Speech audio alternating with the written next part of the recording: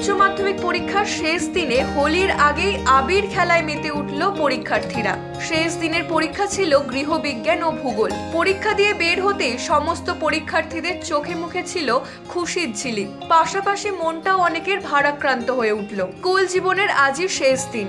নম্বর বা ইচ্ছে অনুযায়ী এক একজন এক এক কলেজ বা এক এক বিভাগে ভর্তি হবে। হয়তো অনেক পুরনো সহপাঠীদের সঙ্গে সেভাবে আর দেখা হবে না। তাই অনেকের গলায় ছিল বিষাদের সুর। জীবনের এত বড় পরীক্ষার প্রস্তুতির জন্য দীর্ঘদিন শখ আহ্লাদ একপাশে সরিয়ে রেখেছিল পড়ুয়াদের, পাশাপাশি তাদের অভিভাবকরাও। তাই বন্দি জীবনের রেশ কাটাতে অনেকে বাইরে বেরোনোর পরিকল্পনাও করেছেন বলে জানালেন অভিভাবকদের একাংশ। তবে সবচেয়ে বড় বিষয়, প্রায় সকলেরই সমস্ত পরীক্ষা ভালো হয়েছে বলে জানা গিয়েছে। তাই ভালো ফলের আশা রয়েছে অধিকাংশের। পরীক্ষা শেষে আমোদ আহ্লাদে কিছুদিন কাটিয়ে তারপর শুরু হবে ফল প্রকাশের প্রহর গোনা। যদিও অনেক পড়ুয়ারা আবার জয়েন্ট পরীক্ষার জন্য প্রস্তুতিও শুরু করে দিতে তৎপর। ভালো এসেছিল।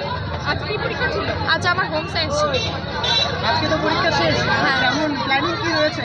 সব বন্ধু বান্ধব মিলে ঘুরতে যাওয়া। আচ্ছা, এতদিন যে পরীক্ষা চললো, সবথেকে ভালো কোন পরীক্ষা গিয়েছে? হিস্ট্রি।